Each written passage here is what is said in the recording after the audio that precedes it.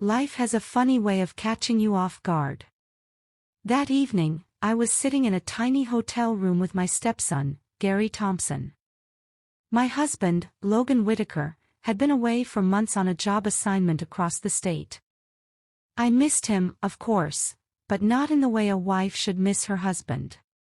It wasn't just about him being gone, it was about how absent he had been even when he was around.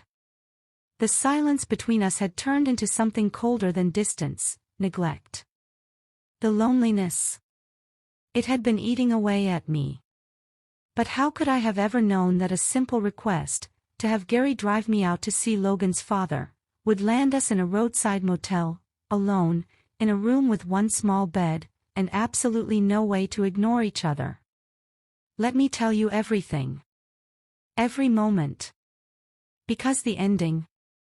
You're not going to see it coming. It started early that morning. As I glanced at my reflection before leaving the house, I was tense, yes, but I still looked beautiful. Maybe it was wishful thinking, or maybe it was defiance. But even after everything, I still felt like a woman. Desirable. Real. Downstairs in the kitchen, Gary was finishing his breakfast.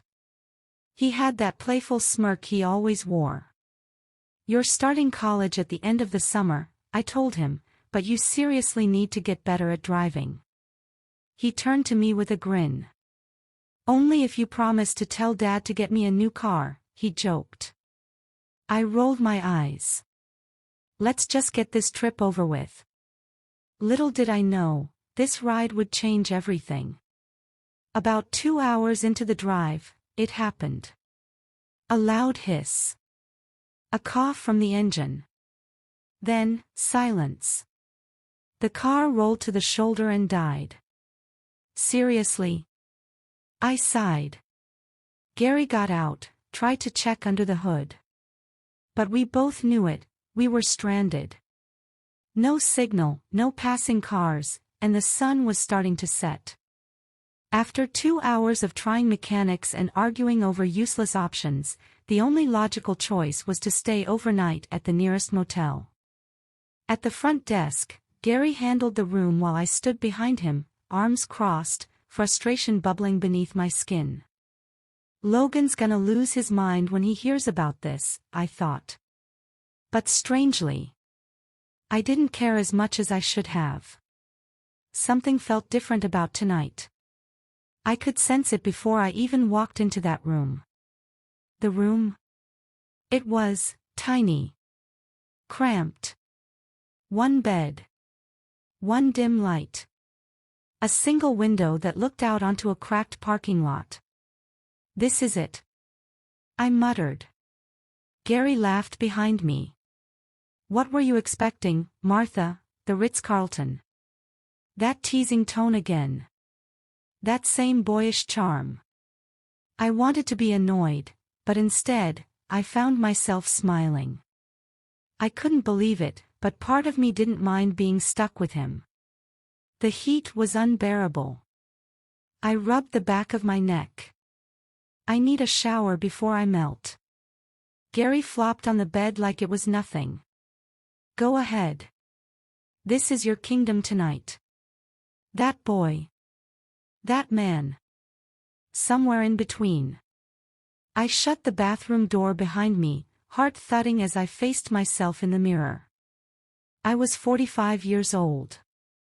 But the reflection staring back at me didn't look tired. She looked awakened. Under the shower's warmth, I closed my eyes and let the water run over my skin. My thoughts. A chaotic mess. Logan. Gary, this motel. Something was shifting inside me, and I couldn't fight it anymore. Later, I threw on a loose dress and stepped down to the hotel diner for dinner. One glass of wine turned into 2. I needed something to quiet the noise in my mind. But even then, I kept thinking of Gary upstairs. Was he sleeping? Bored? Thinking about me? When I finally returned to the room, I opened the door, and froze. Gary was lying on the bed, fresh from the shower, his robe barely tied, chest exposed, hair still damp. His breathing was soft. He was asleep, or pretending to be. And me? I stood there, completely stunned. My heart pounded in my chest. I knew I should turn away. Look away. But I didn't. I couldn't. There was no other bed. No couch. Just a chair or the mattress beside him. And in that moment, the chair didn't feel like an option. I sat carefully on the edge of the bed, trying not to think too hard. But the silence, the heat, the closeness of our bodies in that tiny space. It was louder than anything. Later that night, a soft rustle woke me. Gary was stirring, quietly stretching in the dark. I kept my eyes half closed, pretending to sleep, watching him. And then I felt it, his eyes on me. Watching me too. My breath caught. I didn't move.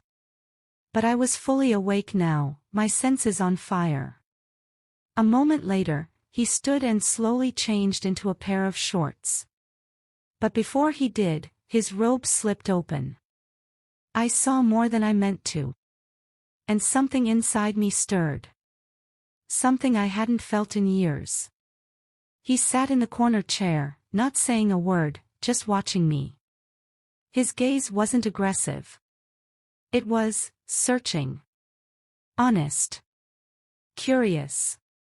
And for some reason, I let him look. When I couldn't take it anymore, I sat up and met his eyes. "Gary," I whispered, barely able to breathe. "You're making me feel something I can't ignore." He swallowed, caught off guard. But he didn't look away. "I've been trying not to feel this," he said softly. "But I can't lie anymore. You've always been more than just family." His words sank into me like warm thunder. "I tried to sleep," he added, "but you were all I could think about." I moved to the chair across from him. There was an energy now. Like a current between us. I leaned forward. "Are we really talking about the same thing?" His eyes answered before his mouth did. He stood slowly and walked toward me, calm, yet electric. He reached for the room's light, turned it on, and then locked the door. My breath hitched. His hands touched my waist, gentle, deliberate. When our lips met, it wasn't fast. It was slow. Searing. Full of all the things we'd both been afraid to admit. That night, something happened between us. Something that could never be undone. And when I finally collapsed onto the bed beside him, the only thing I could hear was our breathing. No words. Just understanding. By morning, the car was fixed. Gary didn't say much, just that we had to get back and pick up Logan. The ride back was quiet. My mind raced with questions, guilt, curiosity, but also a strange excitement I couldn't explain. When I looked over at Gary, he was focused on the road. But his eyes, they still held that spark from last night. That pull. That unspoken secret. I don't know what's next for us. I don't know if I'll tell Logan, or if this was just a mistake that burned too brightly to last. But what I do know is this. That one night, in that one tiny room, changed everything.